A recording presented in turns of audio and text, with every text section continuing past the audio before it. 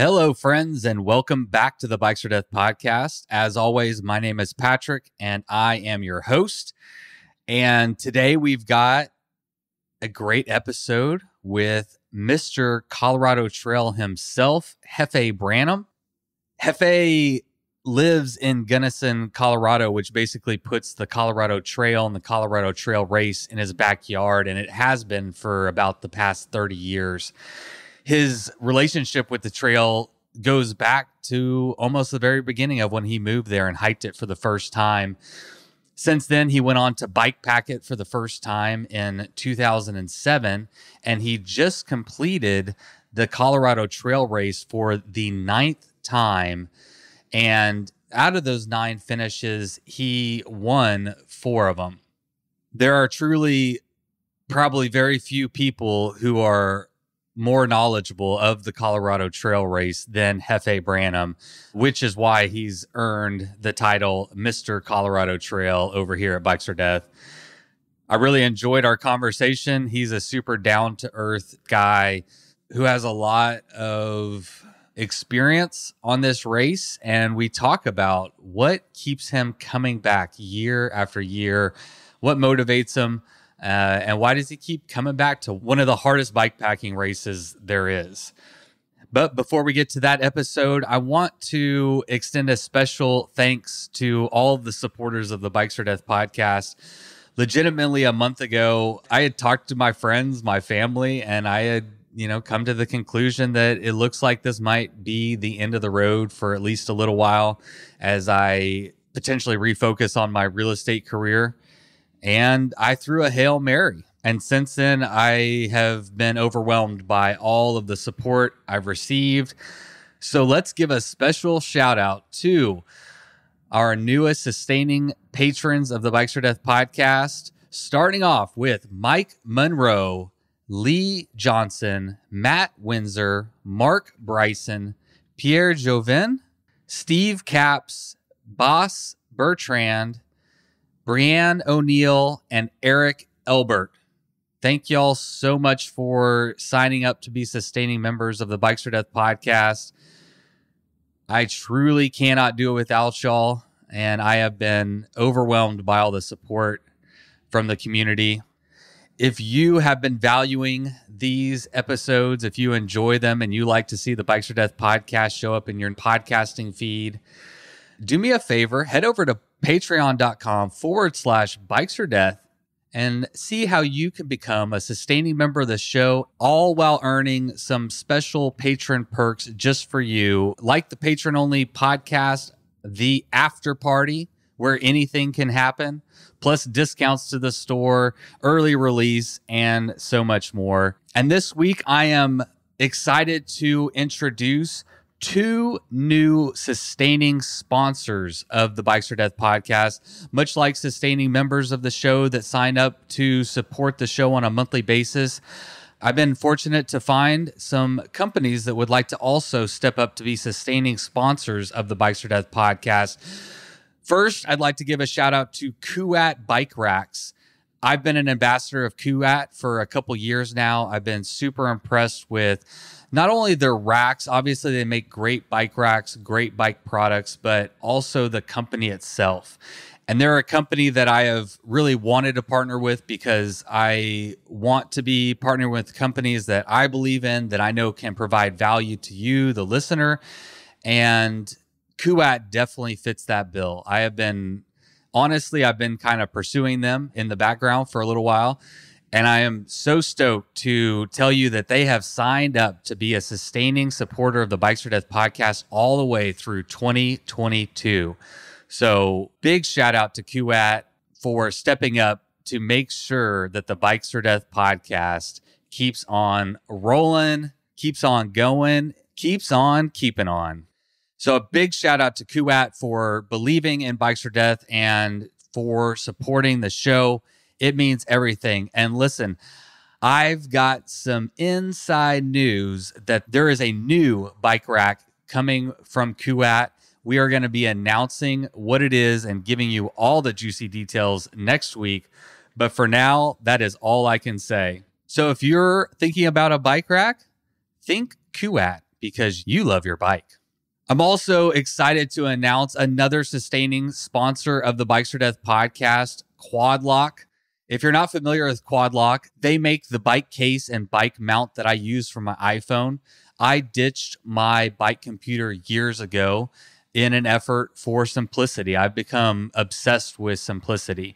And I personally have found that my iPhone works very well for bike packing, navigating, taking pictures, calling somebody if you're lost and you have service. And since switching to Quad Lock for my bike mount, I've also started using their car mount, their desk mount, all kinds of stuff. I really love Quad Lock products, and I'm super stoked that they've stepped up to be sustaining members of the Bikes for Death podcast. So you're going to be hearing me talk a lot about these companies over the next who knows how long.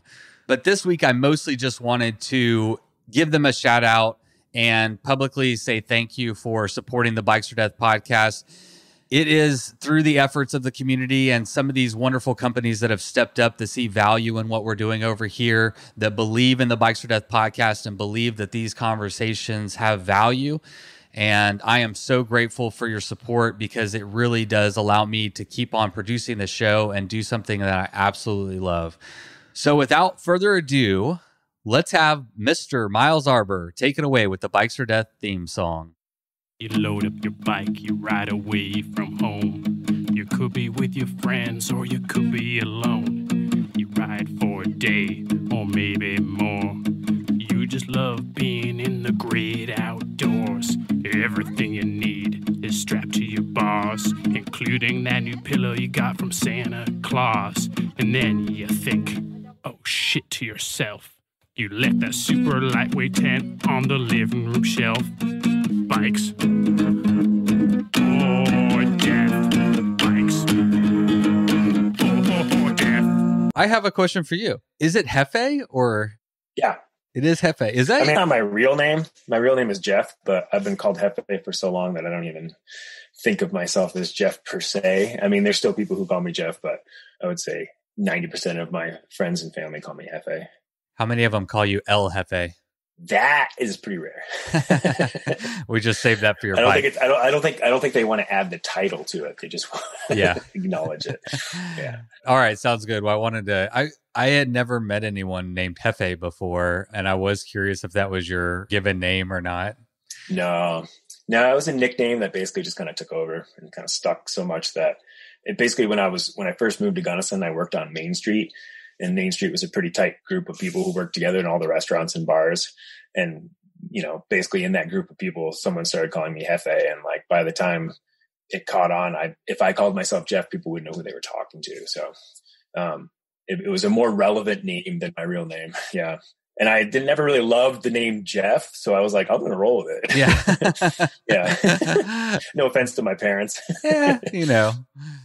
I'm not going to say shit about your name, but I do like Jefe. It's a great nickname. What about this one? Another thing I've heard you called before is Mr. Colorado Trail. Okay. Yeah. I mean, I guess that's fairly accurate.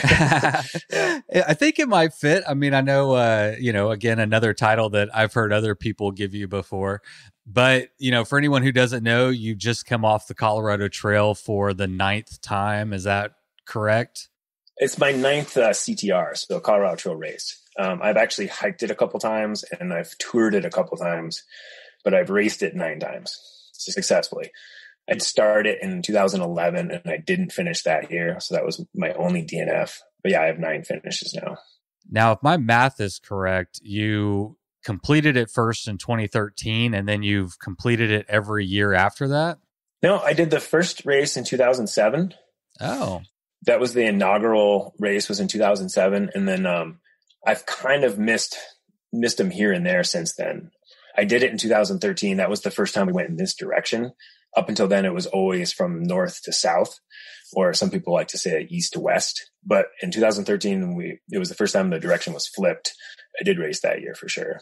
Okay. Yeah. So I've kind of scattered throughout the years. Yeah. I wonder if you could actually... as I was like researching this podcast, doesn't seem to be one definitive source for, the whole historicity of the Colorado Trail race specifically. There's a great website, the Colorado Trail Project or Trail Foundation, that talks a lot about the actual historicity of the trail, how it came to be. But I'm curious your own history, like when you found out about the trail and how you've kind of evolved as a cyclist over the years. Right. Yeah, I mean, I discovered the Colorado Trail, I think it was in 1993. A friend of mine was working in a coffee shop that I spent way too much time in, and he was planning a trip of hiking on it. And I think I was 20 or 21 years old at the time, and I was looking for something to break the mold of what I was doing. And when he was talking about it, I just kind of latched on to what he was doing. And of course, with his permission, I basically got into his trip and we started planning. So my first trip was hiking it we were planning on doing the whole thing, but we only hiked the northern half to basically Monarch Pass. And then for various reasons, we didn't finish. And so that's how I discovered the Colorado Trail. I mean, I had never backpacked before or any of that stuff. I hadn't really camped that much.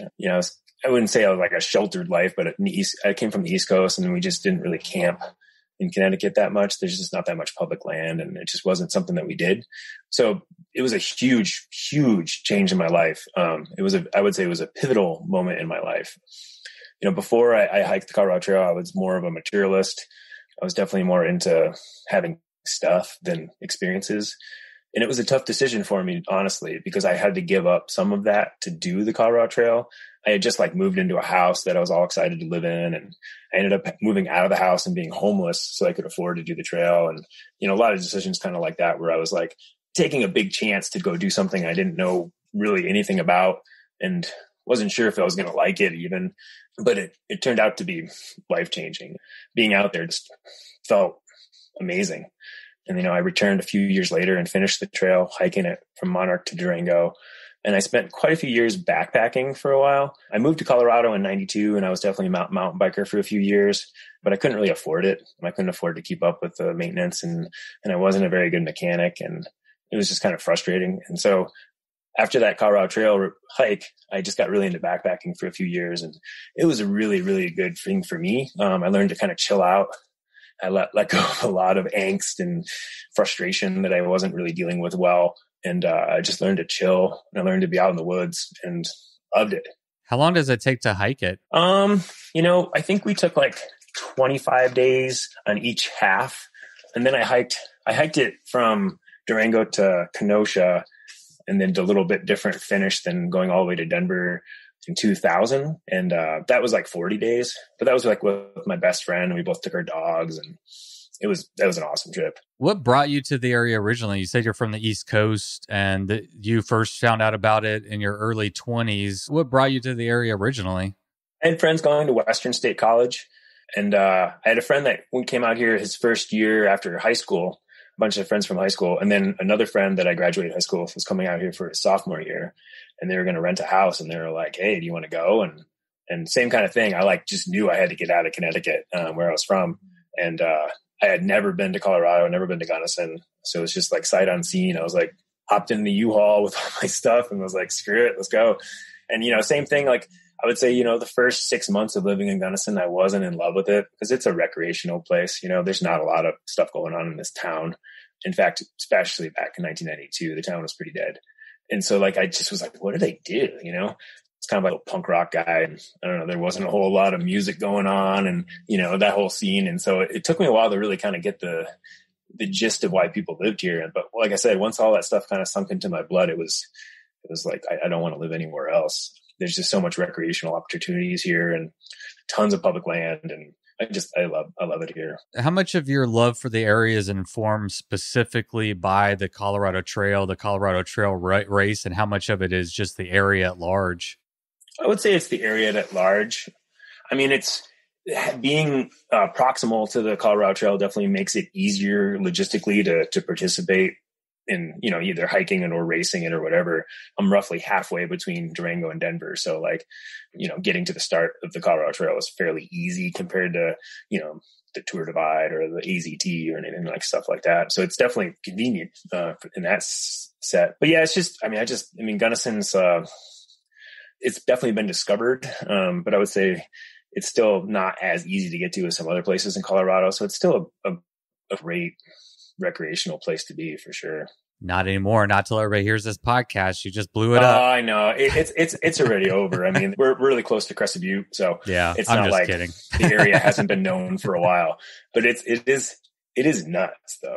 Oh, I believe it. Here. I believe it.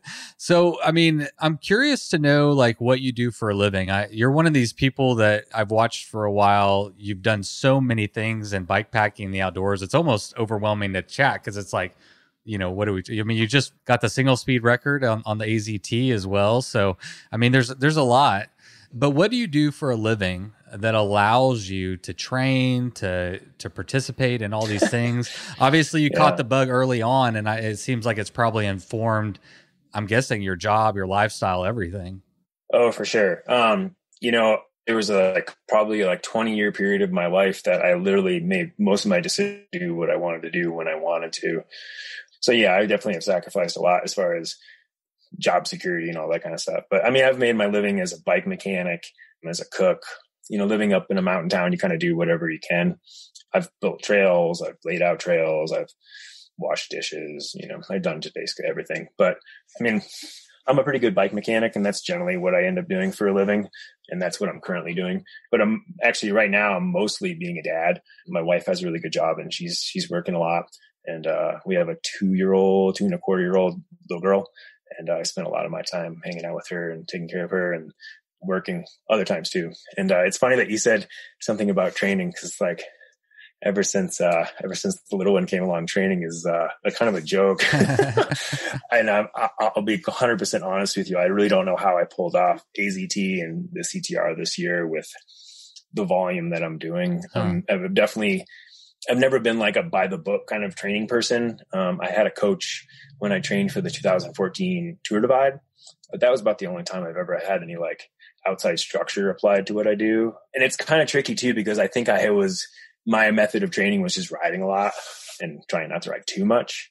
And now that I don't ride very much, it's like, oh shit, I don't actually know what I'm doing. Cause I mean, and I'm not exaggerating in the slightest, but I mean, my biggest mileage week was 80 miles going into the CTR, and most mileage weeks were 40 miles. So like I was getting 2 rides a week, about 20 to 25 miles a week. So like 40 to 50 miles is pretty average for me this summer. It's just the way it is. Do you think that speaks to like experience? I mean, you've just been doing it for so long. You're mentally tougher. You kind of know the trail. And I'm pretty good at, I guess, dealing with discomfort and pain, and just kind of putting it in a different part of your head and dealing with it. And not to say that I don't feel it, but I mean, a lot of it is experience. I mean, I wouldn't have been able to pull off either of those times in the physical state I was if I didn't have as much experience as I had, especially on the CT. I just know that trail so well that it makes that definitely helps. But yeah, it was hard. It really, really hurt this year. Like deep down kind of pain. Yeah. Like my legs were just, I mean, it was all about mental, and there wasn't a whole lot in the tank. What have you found that keeps you pushing? Where do you go? What have you figured out over all these years that allows you to just keep on pushing? I think a lot of it's just desire and the hunger for whatever it is you're going after. In this case, a finish, or, trying to go a reasonably quick time. And I don't know, I love being out there. I mean, like I said, this year really hurt, and it was really hard, but it was awesome too. Whenever I wasn't like focusing on how crappy I felt, I was really stoked and looking around, and it really is just a gorgeous trail. And I've spent so much time on it that like, I just get flushed with memories whenever I'm going through a section. I think of all the different times I've gone through that same section, and, if I've camped there or if it was raining a different time, and it just fills my being with Colorado Trail loveliness, Yeah. And I feel like that's a lot of it that keeps me going. It's just, the Colorado Trail, it feels like a good friend in a lot of ways, and going out there, it just kind of feels like you're hanging out with a good friend, even though you're getting your ass kicked. It's comforting in a way, So I've never done the Colorado Trail. Describe it describe your good friend to us. And I know it depends on the weather and everything. So yeah, give people an idea of what the Colorado Trail race is like and what it could be like to go and ride it or race it. So the Colorado Trail was definitely designed to be a hiking trail, and it goes from Durango to Denver, or Denver to Durango. And, it started out as just like the most basic linkage they could kind of come up to make it work. And then they've refined it over the years, adding more and more single track. And the trail's definitely gotten better and better. But it's a rough, rugged chunk of Colorado. You end up going up to some pretty high elevations. There's so much hike-a-bike. I mean, there's always somebody at the end of the race who's like, that is not a bike race. That's a hiking race with a bike. Some people get pissed. They're just like, why would you even tell someone to bring a bicycle on that? All I did was walk. And there's a lot of truth to that. I took a single speed, so I really pointed that home. I walked so much, but it works. It's just beautiful. It literally traverses some of the prettiest places in Colorado. There's a lot of other pretty places in Colorado, but it hits a lot of really cool spots. Is one of the things that makes it special is just simply, that it doesn't go through towns as frequently, that it is just wilderness area. I live in Texas, so we don't have all the public lands. We're lucky to get, gravel roads through a national forest here. So is that part of what just makes it special, is how off pavement and off, away from civilization it is? Yeah. For the most part, so the Colorado Trail itself doesn't go through any towns really. And then the Colorado Trail race route goes a little bit different because the Colorado Trail itself goes through some wilderness areas, and we're not allowed to take bicycles through those. So we do go through a few more towns than the actual trail does, but even those towns are pretty small. We're talking Silverton and Buena Vista and Leadville. And in between, you definitely feel like you're out there. Although the trail is definitely getting busier. This year it was markedly busy. There's a lot of hikers out. It was intense how many hikers were out, and there's a fairly good amount of bikepackers. Everybody's itching. Yeah. No, it's on for sure. And a lot of bikepackers. Yeah. Just a ton of people out there. So you don't really get as much of a solitude feeling, some days, but you definitely still feel like you're out there. And there's definitely places where you are, quite a ways away from any sort of masses of humans for sure, especially the southern part of the state. There's no big towns down there, and a lot of chunks of that land are really, really hard to access. So it's just like, you definitely feel alone at times for sure. That's what I've heard. Especially when you're above 12,000 feet. That's when you really feel it. Has there ever been a conversation? I know for like the AZT, there was, a special designation or variance given for a wilderness area.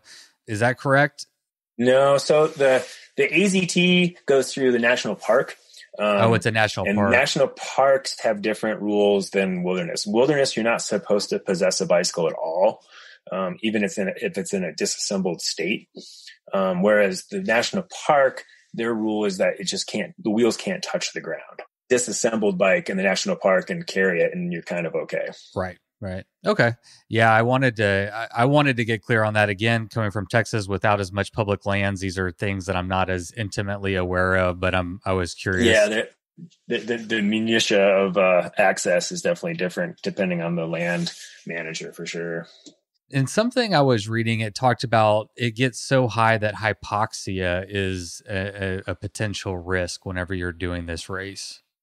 Yeah, I haven't heard of anybody having that specific problem, but there's definitely chunks, there's a pretty big chunk between Silverton and, Spring Creek Pass or the Coach Toe Hills where you're, the minimum elevation you're at is 11,800 feet and you're going up to 13,200. So most of the time you're like right around 12,000 feet, and that's for like 35 miles, basically straight. Pretty exposed. There's definitely not a lot of oxygen up there, and it's not. Some of the trail is amazing up there. Like quite a few people will remark about like, dude, I looked at my GPS and I was riding my bike at 13,000 feet. Like, this is amazing, And it is like, there's sections of it you're like, this is just amazing. But there's plenty of hike-a-bike up there too, and oh man, those hike-a-bikes are because there's just no oxygen. So yeah, altitude is definitely a serious consideration. Even if you're not talking about getting like absolutely sick, like hospitalization sick, just the effects that it has on you is definitely dramatic. And there's places where, trying to go at speed is extremely difficult because there's just no oxygen. And I think people that don't live in, at high altitude have a much, much harder time for sure. I mean, I live at 7,700 feet. Yeah. So that helps a lot. Yeah. I'm at 278 here. So that's low. It's real low. Yeah. Yeah. I'm basically on the coast. So yeah, it's pretty bad.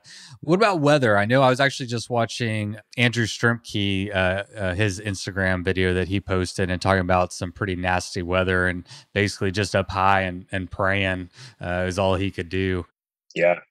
It was pretty nasty this year. I've definitely had at least 2 previous Colorado Trail races where it was pretty wet. This one it was a little bit more localized. It was basically just in the San Juans, at least for my timing. But going into Silverton was absolutely insane the first day. I mean, we were lucky. The forecast was just looked insane. Like it was 90% chance of rain from like 10 o'clock on in the morning, and we were just all like crap. But luckily it held off until about 6:30 at night, but then it rained super hard. And by the time I got to Silverton, I was completely drenched and freezing. And that actually caused quite the strategic move in the race this year, because Neil Belchenko was the only person to really leave Silverton that first day. Everybody else stayed in town. So he was able, because he was far enough ahead, he got up Stony Pass before the rain really hit. And I think he probably had a pretty scary night up there. But he made like a 30-mile gap because of that. And, he's so fast on top of that nobody was going to catch him. But yeah, I mean, the only people that left Silverton, from what I understand, turned around and went back because it was just gnarly. And climbing up to 12,000 feet when it's already cold and wet is like, I was like, I wanted to chase him, and I wish I had the desire to overpower my reluctance, but I was like, no way, man. I know what's up there, and I'm going to be freezing because it's hard to stay warm at that section anyways, even if you're not wet. So do you think Neil just was so far deep into it that there was no turning around, or do you think that? Yeah. He's coming on the show, so I'll ask him. Oh yeah. I mean, I haven't talked to him about it, but I would imagine he got far enough that he wasn't going to turn around. And it was probably just as much exposure to go back down, because he was quite a ways ahead of everybody. He was flying. This question actually came up recently on my Bikes or Death private Facebook group about, protocol. We have a member that's riding. I think she's in Colorado right now, actually. But what is protocol when you're above tree line and one of these summer storm comes in and you're riding your bike? I mean, that the proper thing to do is to get down as quickly as possible. Protocol during the race is kind of up to the racer's risk approach. Yeah.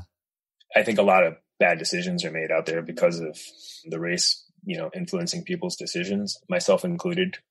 But sometimes you don't really feel like you have a choice either. Like when I was heading towards Silverton this year, that storm rolled in, and there's some pretty exposed stuff heading to Mullis Pass. And it was either ride through it or stay up and wait and get wet. And I chose to ride through it, but it was definitely a little scary. I mean, there's basically no tree cover whatsoever, and you're buzzing through the Alpine, and just lightning going over your head. And yeah. I mean, it's terrifying.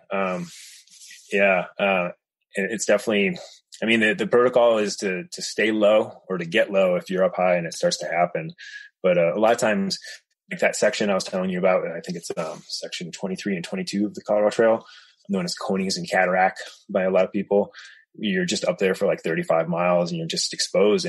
But the thing is, if you were to lose elevation, you would be getting way off route, because like the route does not drop elevation until you're done with that section. So if you were to try to find safe ground, you would be getting way off route. And, a lot of people are just not going to make that decision unless they really are terrified.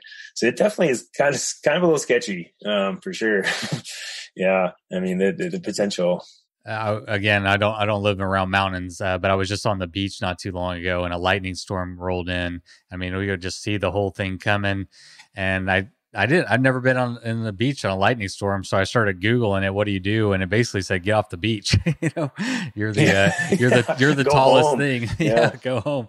Yeah. So that's what we did. But it was scary because I mean we were just sitting there and the lightning was getting closer and closer and closer. And I've never been up on a mountain whenever a lightning storm came in, and it came up recently, and I'm like, hey, that would be some good information to put out there. But it sounds like, yeah, I mean, get down, or it's your own personal risk tolerance. Yeah, I mean, there's like protocols for if you're not able to reduce elevation. You're supposed to crouch, sit on a piece of foam, and keep your feet just the right amount of distance apart. So if you do get hit, it doesn't bounce around and stuff. There's definitely information out there, and I know some of it, but I'm definitely not an expert. I'm kind of a dumbass, to be honest. I just go for it. Hey, man, Yeah. it's your ride, man. You get to decide how. Or I just stay in Silverton and wait, which is what I did this year. I just hid and waited. So, if you were gonna give a percentage to what percentage is hike and what percentage is bike, do you have an idea of what that would be? It's a great question, and I think it depends a lot on the rider. Like I was with some guys who were riding a lot of stuff, like even more than I would have been riding if I was on a geared bike. And in all honesty, I don't walk that much more on a single speed. My way of doing the CT has always been when I kind of hit a certain level of power needed to push the pedals, I just get off and walk. I just save the energy. I'm all about saving the energy, and it's always worked for me. And there's a few guys out there that definitely can keep pedaling and stay ahead of me, but most of them fade. Not to just, diss on anybody, but it's just so hard to keep that kind of intensity available, for that long. But I would say, I always guess that I walk about 75 to 100 miles. Some people think that's insane and not possible. And I've heard a few people on single speed say that they walk 150 miles. I don't know a way of correlating that. I think you can kind of look at your track leaders and kind of figure out by miles per hour.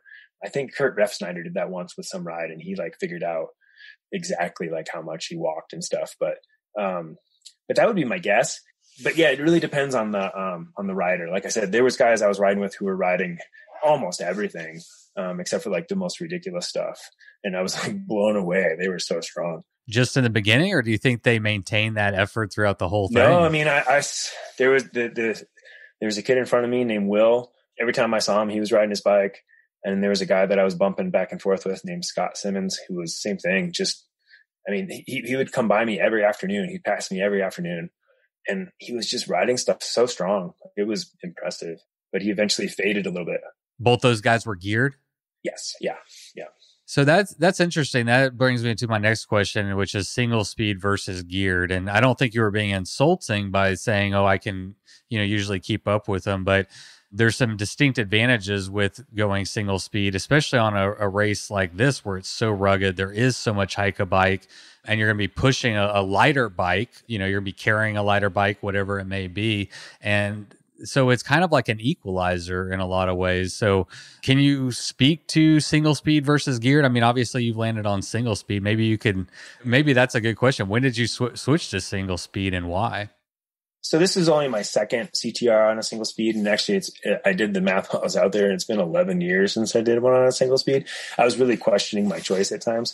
The other thing I remembered, or I did the math and figured out, was the last time I had raced this direction was 2015. And that was 6 years ago. And my life has changed quite a bit in the last 6 years. And I was like, I was a little bit cocky about this choice. Because going out of Durango, the climb is just massive right off the bat.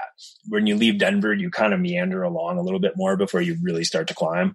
In fact, it's kind of a little bit meandery all the way to Breckenridge, sort of. Whereas out of Durango, it's just bam, you're going straight up. So the first day I just walked every uphill until I hit Silverton, basically, it felt like. But as far as advantage or disadvantage, I don't know if a single speed really gives you an advantage. My single speed's not necessarily that much lighter. I bet there was guys with full suspension bikes out there way lighter than mine, because I don't chimp on stuff. I have good wheels, good tires. I don't have a light bike. I'd much rather have a bike that can plow into stuff. So I don't have a super light bike. So it's not necessarily an advantage in that. I just love the simplicity of it, I guess. and just taking one less thing out of the equation and just making it that much more simple. And you know, there was moments where it was awful, you know, like the flats. I geared it pretty easy and the flats sucked. Guys were passing me on the flats like it was nothing. What was your gearing? I ran a 33-24. But yeah, I mean, it was just a personal choice, really. I wasn't choosing it because I thought it would be advantageous. With the weather being super wet, like if it had continued being wet throughout the race, I think the single speed might have been a little bit more of an advantage because I think drivetrains would have started blowing up if it kept raining. But like I said, it was only really the first day for me anyways, that was really wet. And then the second day it rained for an hour. And then it was just hot and dry after that. But like I said, if it had kept raining, the single speed might have been more advantageous. But for me, I just love the simplicity. And I mean, you know, like I said, I'm a bike mechanic, so I fix bikes and I don't want to fix bikes when I'm on the trail. And so single speed doesn't usually need much except the chain looped and you just keep going. Yeah. That's kind of like my whole process when I'm out there anyways, is just keep going. Try not to stop much and just keep going. And the single speed kind of really does apply to that. But like I said, I don't think it's an advantage. Most people would hate it. Well, I mean, we see a lot. I mean, we see like Andrew's out there on a single speed, Alexander's on a single speed, Katie's on a single speed. I know there's probably a lot more, but I mean, there was a few more for sure. Because of all the hike a bike, because of how gnarly it is, and you're more likely to hit a derailleur or wreck, and you know something could snap off. I mean, to me, again, not having ever done it, it seems like there could be maybe not advantages, but some good reasoning why a single speed could make sense on this route versus, you know, something that's just like very flat. And well, I guess then you just pick a different gear. But yeah, I would also say that I don't think anybody who was riding a single speed was choosing it because they thought it was an advantage. I think they're just like, they're single speeders. They just love riding single speeds. I get it, man. I was on you know, in Texas, we don't have much climbing. So I've switched exclusively to my single speed Fargo, and I got a Chumba Stella ties. So I'm riding, you know, one of these bikes that a lot of these other, you know, Andrew and all these people have. But it's geared and I don't ride it as much in Texas. So it's like saved for like when I go out of state and there's actually climbing. So I don't know. I need to figure that out. I need to figure out a system where it's like single speed in Texas. And then I have like my gears I throw on whenever I leave the state, or another bike, you know, another bike solves everything. Another bike. There you go. It's a good excuse to buy another bike. I got a question just for my editor, the editor of this show, Ben Crannell. He's coming to tour the Colorado Trail. And he asked, so water capacity for someone touring the route, is there, he believes there's lots of water filtering opportunities. What do you recommend? For the most part, you're hitting water fairly often. There's only a couple sections where water is scarce or less desirable. And generally that's because there's a lot of cows. I carried a 2-liter bladder and like a regular 24-ounce bottle, and that was plenty. I would say touring, maybe add a liter to that. Oh, I did have a 1-liter B-free filter too, and I would sometimes use that as extra capacity. So I guess I could carry 3 liters plus a bottle. But yeah, I would say 3 liters to 4 liters is probably plenty. I think it's good to have at least a couple different containers to put them in. But yeah, that's usually enough. And he says one other thing on the Wilderness Detour. Can you reliably refill water? Do you need to carry water for the 70 miles? Yeah, the Terriel, there's water. You just need to know where it is. You just need to not pass it when you see it. Okay, so take advantage of it when you see it. Yeah, if you see it, you fill up kind of thing. And that's the thing is like a lot of racers are trying to carry as little water as possible so that they're not as weighed down. So a lot of racers are like going with like 2 bottles and stuff like that, or maybe 3 bottles. But there's sections where that could get a little sketchy for sure, especially if you're not making the time. Generally, water's pretty dang good. Yeah, like I said, I didn't run out, and I jumped in lots of creeks. It was so hot the last couple of days. That was a lifesaver. So the route is a legitimate, self-supported, no support, no help. I'm sure people have gotten stranded, people have, you know, gotten injured, whatever. What happens in those circumstances? Who do they call? It's a good question. I mean, in general, with the Colorado Trail, we recommend that people be prepared to self-evacuate. So basically trying to get yourself into so much of a trouble that you can't get yourself out. But if you do, it's basically about trying to communicate. In a lot of places, communication is not necessarily easy. Like cell phone coverage is pretty poor in a lot of places.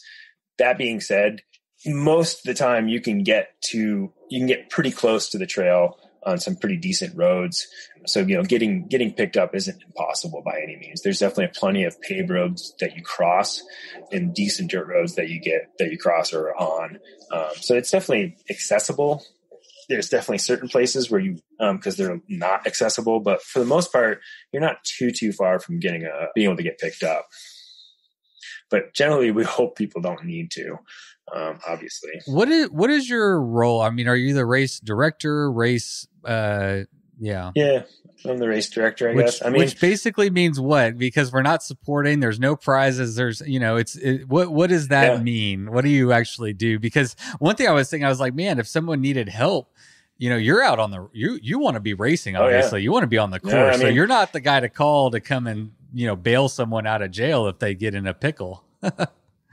And I made that I tried to make that point very strongly before the race, in that the CTR does not need someone to do that, because in all honesty, you're supposed to be taking care of yourself out there. And I really want to encourage that there is no bailout. There shouldn't be a bailout. You shouldn't be thinking or looking for a bailout.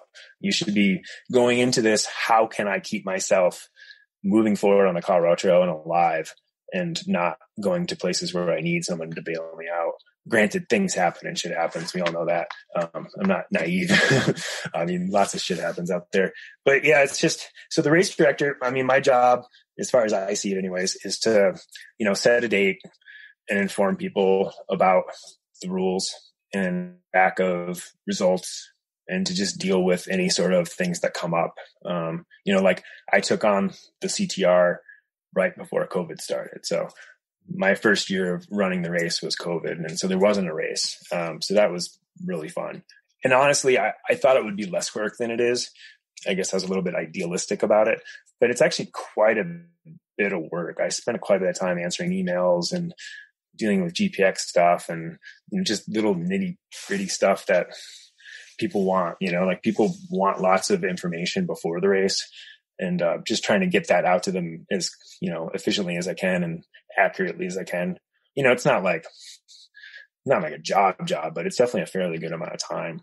But yeah, it's just basically making sure everything's lined up before the race starts. And I definitely had some, I was definitely a little worried about doing the race, especially since it's the first year that I'm, in charge of the race. I didn't want it to, be a detriment on the race itself. But I felt like I did my homework beforehand, and really got the information out, and it seems like it worked.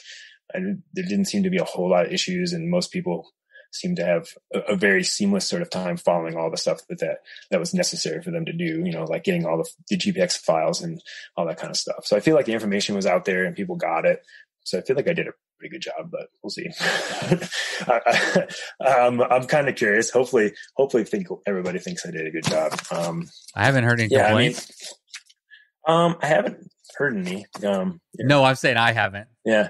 I was just kidding. Yeah.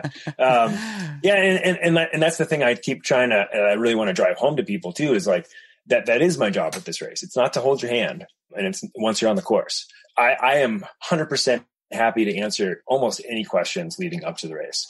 And I'll divulge any secrets I have, quote unquote, because I don't have any secrets about how I do it. I'm happy to share any of that stuff. And that's what I feel like people need to do, is really, really prep and have all that beta in their head. And then once the race starts, just do their thing and realize that's not going to happen. There's not going to be someone that's going to pop out of the woods and save them or pick them up or any of that stuff.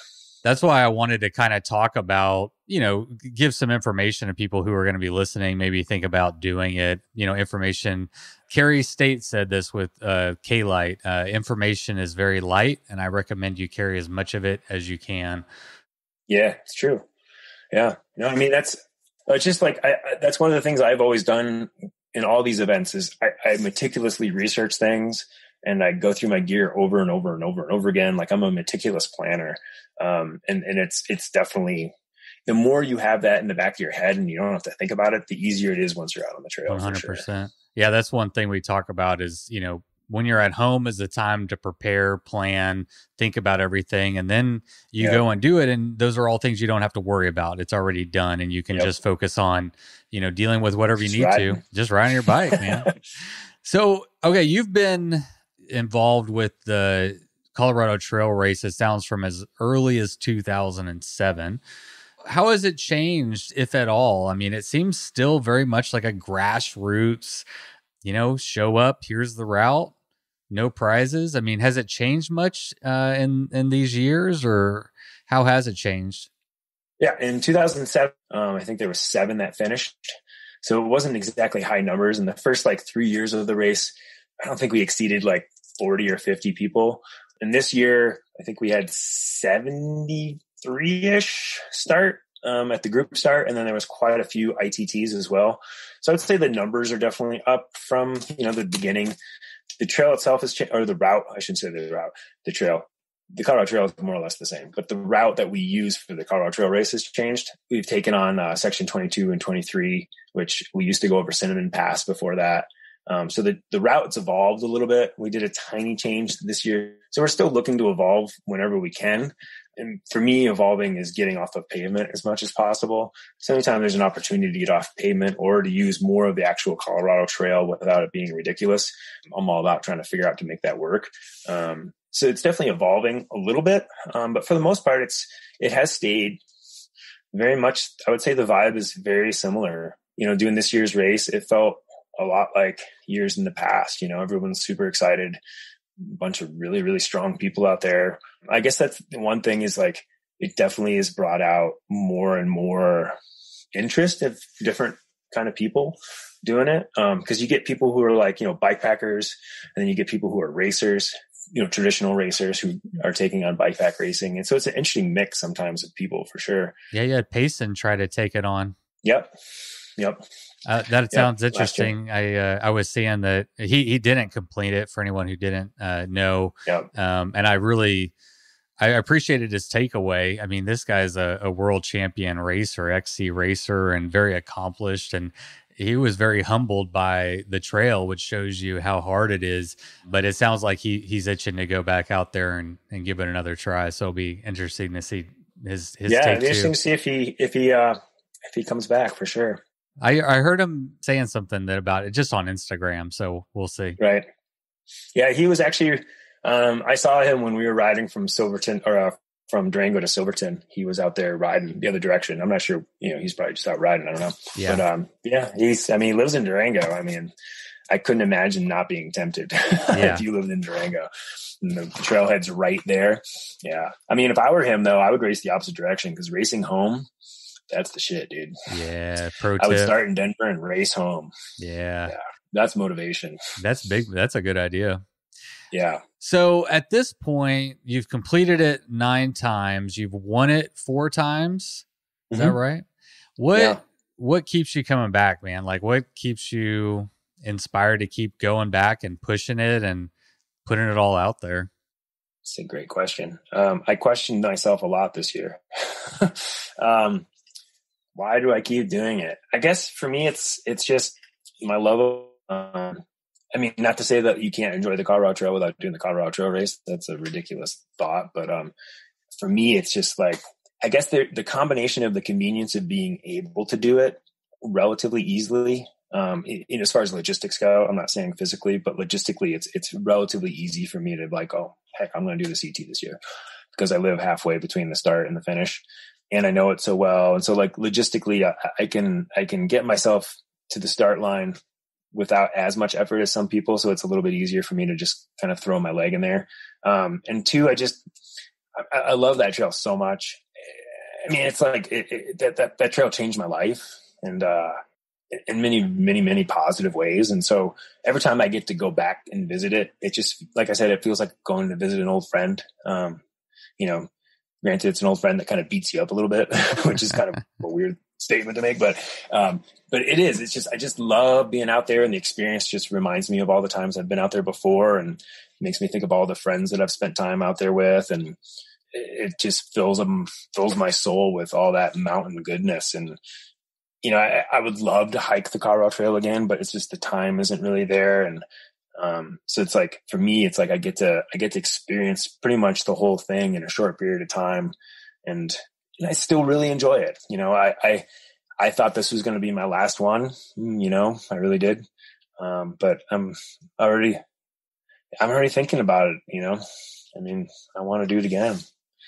It's messed up, but I do. I can't imagine saying I won't do it again. I can't imagine. I don't believe myself. Yeah. So, I mean, it may not be next year, but I hope to do it again. It's like I said, it's hard and it's heartbreaking at times. And, you definitely question, why am I doing this for my vacation? But most of the time you're just like, this is badass, man. I get to ride my bike through the mountains of Colorado under my own power. And it's a cool experience. It really is. It's just, I mean, everybody who's gone bikepacking knows that experience, carrying all your stuff and being self-sufficient is really cool. But to do it through the mountains and like that kind of expanse of terrain and trail, and it's a powerful experience. It makes you feel like you're good at something, like, and you're doing it. And it also makes you feel really small and appreciative of your place in this world. And I think that's a great thing to do. It's a great experience for, I think, humans, not necessarily the Colorado Trail, but like any experience that just humbles you and makes you feel happy and fills all those holes in you and just makes you glad to be alive. And yeah, it's interesting. I like what you said about how it humbles you, but it also like kind of builds you up because, wow, that's something pretty badass. That's something very difficult. And I just accomplished that. And now you can take that into, your everyday life or whatever. So, oh, for sure. That's an interesting balance of how if you zoom out, or even, zoom into the pain, zoom out to the expanse of the nature and the setting that you're in, and it can humble you, but to complete it, it really does. It's a powerful feeling that really stays with you, and it doesn't just go away, whenever you stop. No, I mean, it is, it's a very strong sense of accomplishment, I mean, and people should, feel that, because it is wicked hard. And I say that from someone who's done it so many times, and this time was not any easier at all. There was no freebies. It probably hurt more than usual, but I still just loved it, and, it just makes you feel, it gives you a sense of accomplishment without, feeling like you're on top of the world per se. You're still just a little humble little human being, yeah. But then you're like, I can do some other stuff, It gives you a belief in yourself, which is something that's much needed in this world. Probably is just a absolutely, self-belief, man. And I think what's so cool about the Colorado Trail race, and that the rules that we implement, is that when you finish this, you have finished it under your own power. And I think that's something that like isn't emphasized enough. Like, you did it. You know what I mean? Yeah. You did it. And that's awesome. Like, there wasn't a support crew. There wasn't this and that and that. It was you, and that's awesome. You succeed and fail by your own, whatever, your own, it's only onto you if no matter what happens. Well, especially on that trail, because there's like there's so many opportunities to quit. That's a good point. It breaks you. I think everybody cries out there and has their heart broken at times. It's just, I don't think anybody makes a complete tour of the Colorado Trail without a little bit emotionally attacked and like drained a little bit. And so to like push through that is legit. And it really is like it not only physically, but mentally you push through some pretty gnarly shit. And the same thing. It's as long as you don't let it take you down, it's going to make you feel more capable. It's an accomplishment for sure. I mean that to everybody who finishes. It's an accomplishment. I'm proud of you all. It's awesome. Well said. So what were your goals going into this year's race? I would say I wanted to have some fun, and I wanted to try to go sub 5 days. That's kind of been my goal the last, 2012 and 2013, I was hell bent on winning and setting a record. But since then, I don't quite have that sort of aim anymore. So now I'm just like all about trying to finish. But I love finishing under 5 days. That's always my goal. So it felt really good to do it again. But I would say just finishing and doing it under 5 days. Those are my goals. So your single speed record that came on the AZT, now I'm kind of curious. I assume that you were still gunning for a single speed record on the CTR.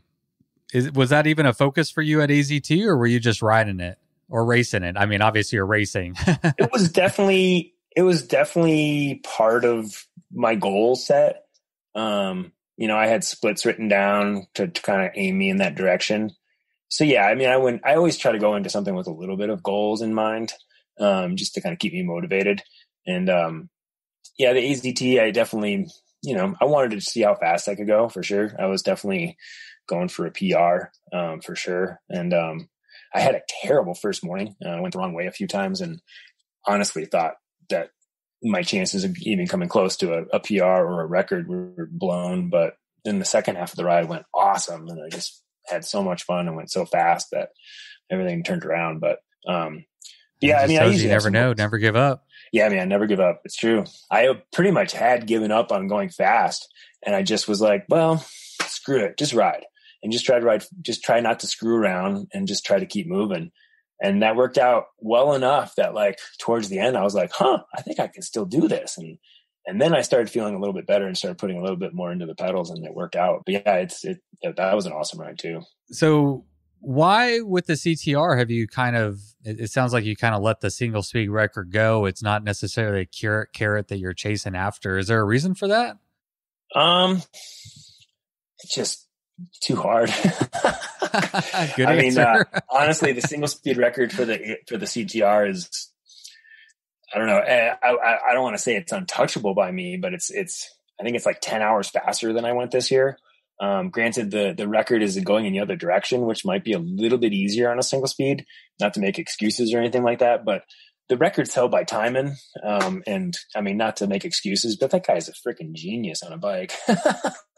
And I don't even know if I could touch that.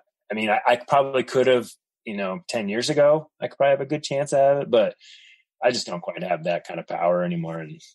And also I've done like the sleep deprived thing to the extreme. And that's kind of how I've done things really fast. Like I can go pretty fast, but to go really fast, I got to really push that sleep deprivation thing. And I just don't want to do it anymore.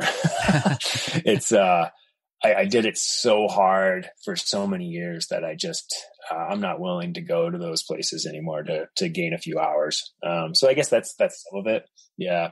And honestly, I think the AZT single speed record was much more approachable than the CTR one is. Okay. Yeah. I love to talk about sleep deprivation. So let's go back to your, heyday or whatever you want to call it, when you were really pushing the limits of what your body is capable of.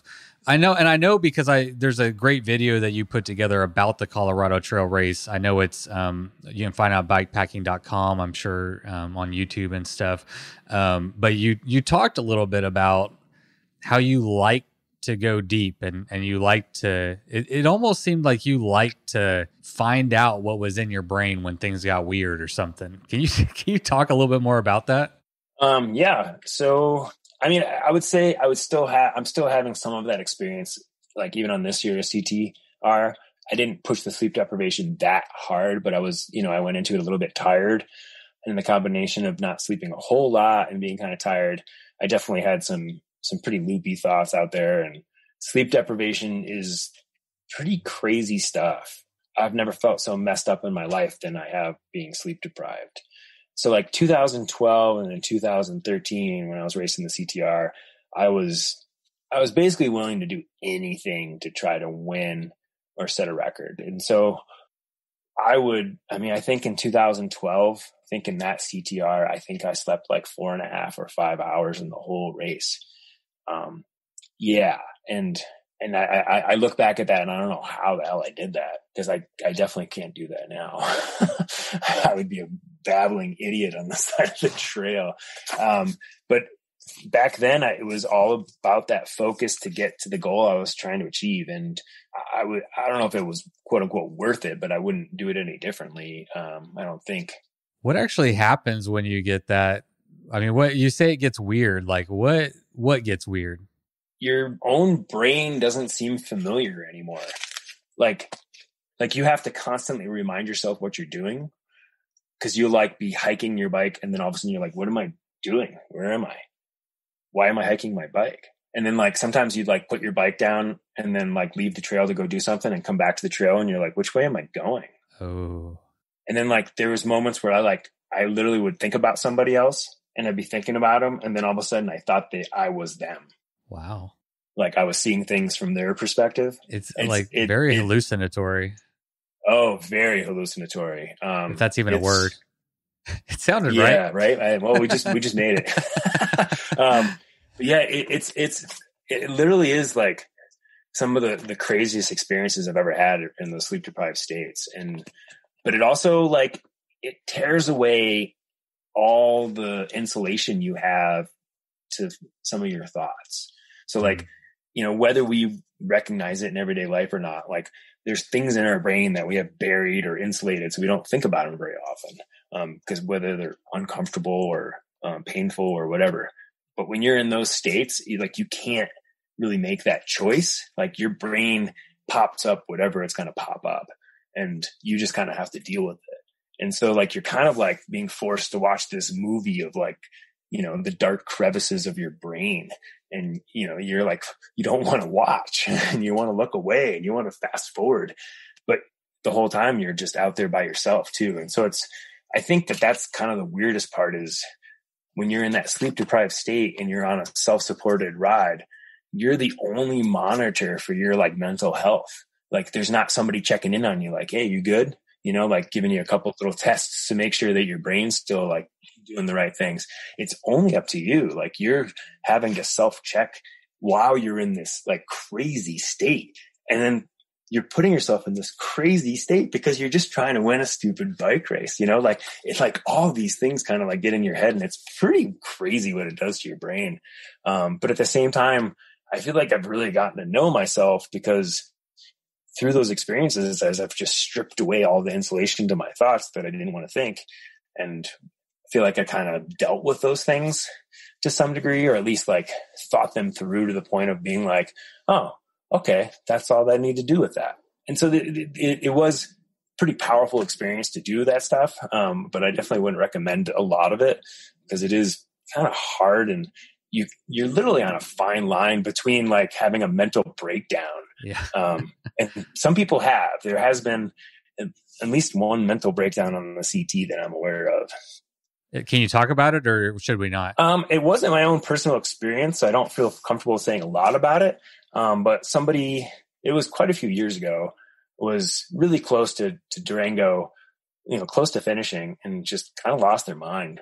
Yeah, I think they threw their bike in the woods and just kind of like went on a ranting rave. And honestly, it's not that weird to me because like I've been in that state, and it's like I could imagine that being a very easy thing to just cross that line. Well, our brains are interesting places, and what I was thinking about as you were talking, I've been studying like psilocybin mushrooms. There's a book that I was reading about how to discover your mind by Michael Pollan, and he talks about how your brain is essentially just a pattern recognition machine. It's evolved to just it's not trying to like think of all these different things. It's just trying to put things where they go as quickly as it can so it can be as efficient as possible. And one thing that mushrooms do is it allows you to get outside of those grooves and kind of look at things maybe in a different perspective in a way that you haven't. And it almost sounds similar, like you talked about it. It breaks down that wall of like pattern recognition where, your thoughts always go to the same place. A tree is always a tree, I'm always me. Right. But now you're saying, Yep. okay, well now I'm my friend. Now that tree is a ukulele or whatever, it's they're usually dinosaurs. Dinosaurs. Okay. Yeah. Dinosaurs. When somebody else described the trees as dinosaurs, I was like, holy shit, I'm not alone. That's wild. I was like, holy shit, they really do turn into dinosaurs. Do you ever get scared? I've heard other people, I mean, that have legitimately got scared, bike packing, especially when your mental state isn't all there. Do you ever get scared, or you kind of past that? Oh no, I get scared. Oh yeah. No, I'm no matter how prepared you are and how much you have your shit together, it's amazing how vulnerable you feel out there at times. Not to say that whole time I feel vulnerable, but there's moments like when it rains after dark and you're at 12,000 feet, it makes you feel incredibly small and incredibly fragile and vulnerable. And there's no doubt that like it's sometimes very scary. Because it makes you question everything you're doing, and like, why am I not home with my family? Yeah, you got a little girl, you got your wife. And it's just really like, why am I choosing to do this? But it's, I don't think anybody ever stops being scared to some degree. But at that being said, it's like, I wouldn't say I'm any more scared than I would be in a normal situation either. Like I ride at night all the time, and I'm not like that doesn't bother me at all. It's just, there's just moments when you're alone for that long that you're just like, whoa. Yeah, it'd be heavy. Yeah. What do you answer yourself in those moments when you're like, why am I doing this? Why aren't I with my wife and my daughter? Why am I hallucinating with dinosaurs in the trees? Do you have a good answer for yourself in those moments? I think a lot of what I do, it's a temporary thing. I think is what I always remind myself.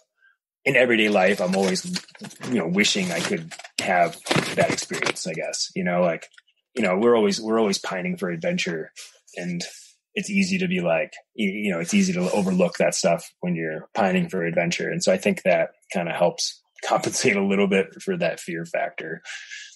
So instead of your goal for the race or switching from your goal to the race to, what is your approach to the race now? I mean, what are some of the secrets that you've learned? What are your goals whenever you go? Well, I guess I said goals again. How do you approach the race now? So it's a great question, because I feel like this year was a great example of how just people get really excited and go too fast. I mean, I was probably running 15th or 20th on the first day because I was pacing myself, and I even had people look at me and like, they said, Jefe, what are you doing back here with us? And I'm like, I'm pacing myself. and people didn't get it. I think people don't understand that in a 500-mile race, you don't have to take off on the front unless you really are going for the record of the win.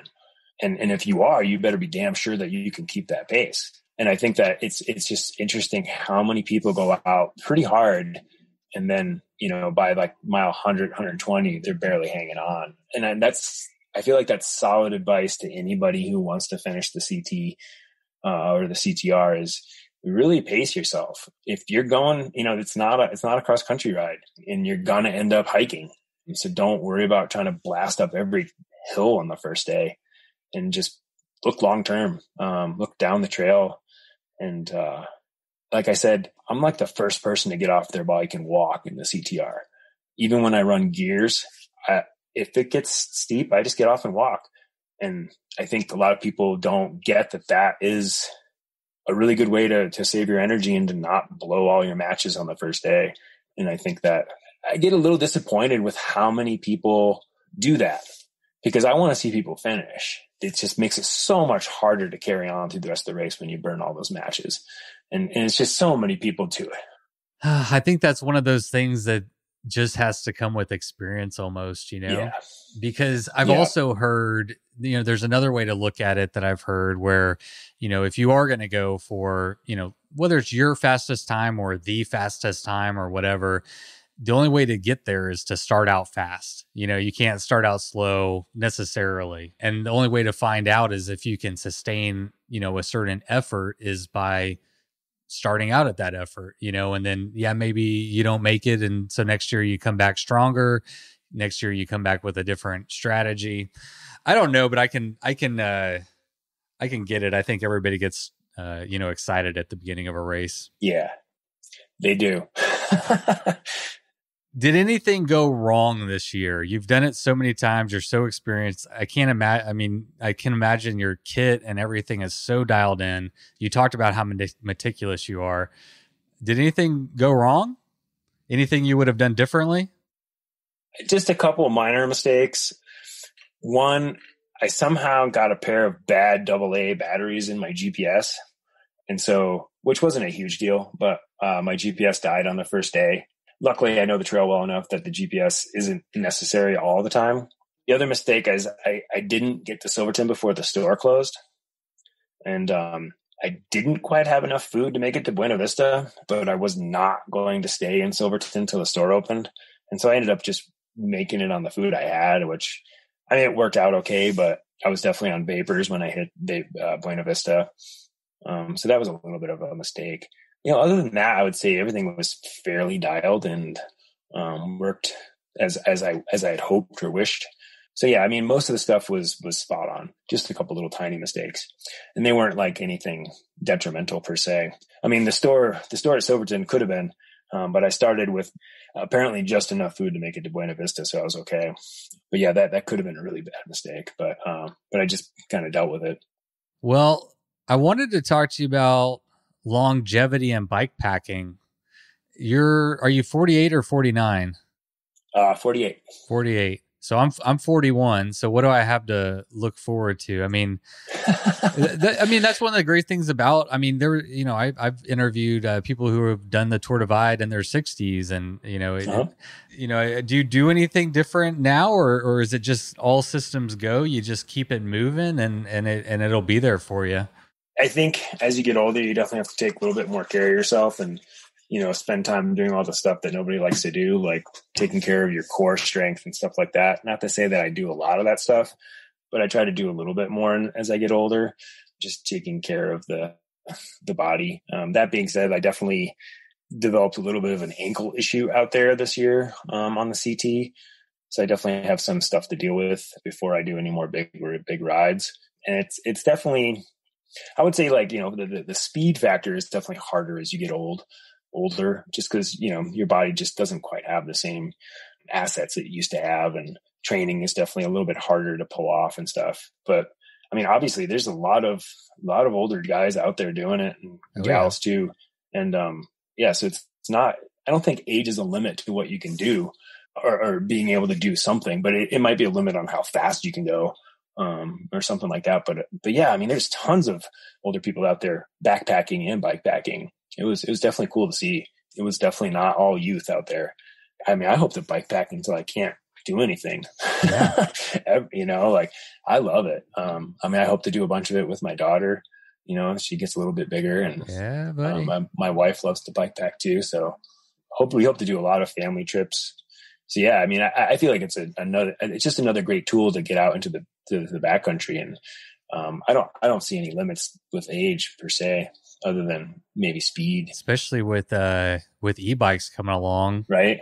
Would you ever? Is that an option for you whenever I don't know, when you're 70, 75? Yeah, when I can't pedal anymore, I'll look into that. Yeah. If I can't pedal, yeah. But I mean, I'm still riding a single speed, so. Yeah. Oh, no. I'm thinking like way in the, I've always thought, I'll ride a just a traditional bike for as long as I can. Then I'll switch to an e-bike. And then whenever I'm like on my deathbed, I'll switch to like a dual sport and just go, off into the desert on a motorcycle or something. Yeah, I think that's a great plan. Yeah, thank you. I might. I've got it all planned out. I'll probably crash my motorcycle out in Big Bend or something like that. Don't come find me. Do not resuscitate. That's fair.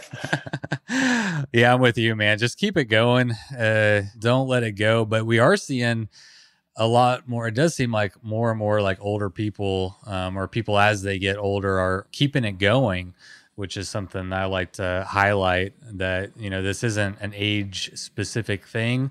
Men, women, young and old, it doesn't matter. But, ultra endurance cycling is really, it's doable, because it isn't this XC sprint and, you're not redlining. You can kind of take it at your own pace and just kind of go, and you see it being, I like to think of it as an equalizer, over a great distance. Age doesn't matter quite as much. Gender doesn't matter quite as much. It's just, a lot of it is just mental toughness and physical ability. Yeah. And just that hunger to do it. Yeah. I think it's a lot of it too. That internal, whatever that internal thing is that just keeps you cranking or pushing your bike up or whatever it is. I mean, you just got to have that thing that wants to keep going. Absolutely. What's next for you, sir? I don't really have anything on the agenda. I've got a lot of yard and house projects I need to wrap up before winter comes. I might head for the AZT 800 this fall if things are okay. Oh, cool. Yeah, the race is in October now, and I've never done the 800, so I really want to do that. So yeah, that's kind of the loose plan. But other than that, I don't really have any races planned or anything like that. I do put on a race myself called the Gunny Loop, Labor Day weekend. So I'll be dealing with that a little bit. You want to talk about that real quick? I know that you've created it and I've heard of it, but I don't know much about it. So it's two different loops that start and finish in Gunnison. They both start the Saturday of Labor Day weekend. There's a 195 mile route and a 315 mile route. They're both really hard and rugged, decent resupplies. They kind of hit some of my favorite places in the valley, some of my favorite trails. I think this is like the fourth year. Usually don't get a whole lot of people to come out, but usually like 10 or 15 of us. And it's this is a pretty gnarly race, right? Yeah. It's probably a tiny bit more climbing per mile than the AZT or the CTR. So it's pretty rugged. It's definitely a rugged single track kind of, similar to the CTR, but maybe just a tiny bit more climbing. But the cool thing is it's a loop and you can do it, you don't have to shuttle. So once you arrive in Gunnison, it's just like get on your bike and ride and come right back to your car. Yeah. But yeah, it's a great little ride though, if anybody's looking to get some experience under the belt, especially if you're looking at doing the CTR or the AZT. Great preparation for that stuff. And it's also kind of a window into all the riding that kind of helped me get to where I am. Cause this is where I cut my teeth. Right on. It's not all these crazy trails. Hell yeah, dude. And it's gorgeous. It's a gorgeous route too. Yeah. So, if people want to find out more about that, I know you have a website /blog. Yep. jwookie1.com. That's where you can find info for the Loopy Loop and for the CTR. And, I also write a blog there too, but I don't write a whole lot. It's not super active, but I keep the CTR stuff and the Loopy Loop stuff fairly updated. So, if anybody's looking for stuff to ride, you can find a couple things there for sure. And it's also a great place to contact me if anybody out there has any questions. I'm happy to share info and experience and stuff. So if anybody's looking for that, I am accessible for sure. Mr. Colorado Trail. Hit him up. Yeah. All right, buddy. Well, dude, congrats on your 9th finish. And I appreciate you taking some time and just sharing your experience and some of your knowledge with us, us fans here. Heck yeah. It was awesome. All right, man. We'll go rest up and hopefully we'll get to catch up with you again sometime soon. Sweet. Thank you, man. I appreciate it. Yeah, you too, man. Have a good day. All right. Bye-bye. All right, everybody. Thank you so much for tuning in to today's episode. Again, thanks to Jefe Branham for coming on the show and sharing his experiences with us. Now, before we wrap up today's show, I just want to cover a few items of housekeeping. Firstly, titanium cups are going to be in stock very soon. They've been stuck at port over in California for several months, just a product of COVID. But I've dropped those off with our engraver. He says that we should have them back in about 2 weeks. So if you have been one of the many people who are wanting to get your hands on one of these titanium Good Morning cups, get ready and be on the lookout. A great way to stay up to date with new product releases. Actually, patrons have already been granted access to buy the titanium cups early. So if you're a patron, you can go ahead and go over there and make sure you get one. The next best way to get in to make sure you don't miss anything is to sign up for our newsletter over at bikesfordeath.com, or just follow us on Instagram. We'll post it there too. So if you're looking for one of those, be on the lookout. Follow. And those will be available very soon.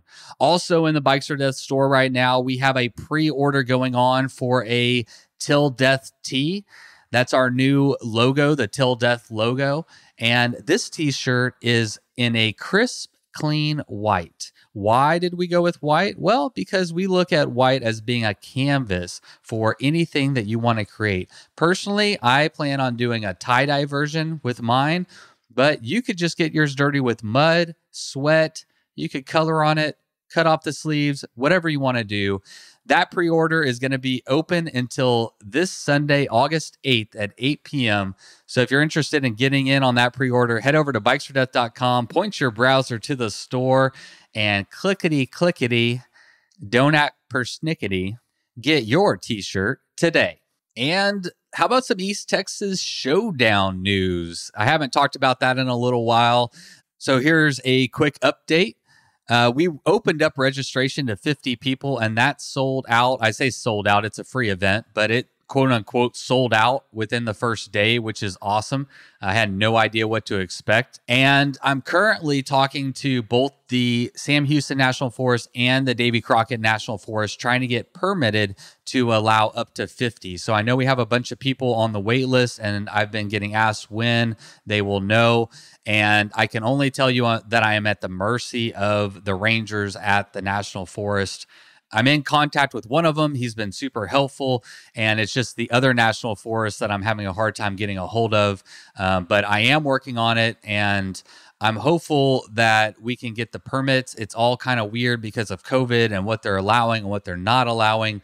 I'm not in a position to say what might happen yet, but just hang tight. I am trying to open up all 100 spots. So if you're on the wait list, hang tight.